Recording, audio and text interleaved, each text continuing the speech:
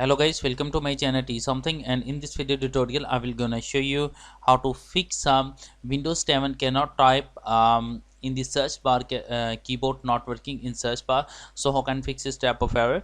And let's get started. Before starting of the video, I humbly request you please subscribe my YouTube channel for more updates. So let's start. Okay guys, first of all open my PC. Go to C drive.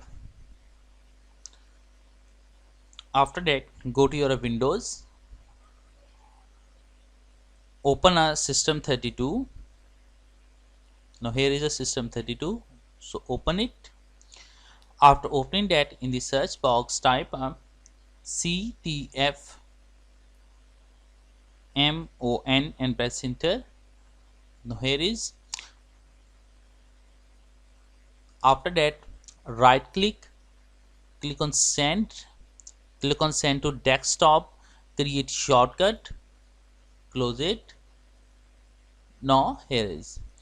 After that, in the search box type a run and open a run, and after that type a shell.columns common space startup and press OK. After opening that, copy it and paste it,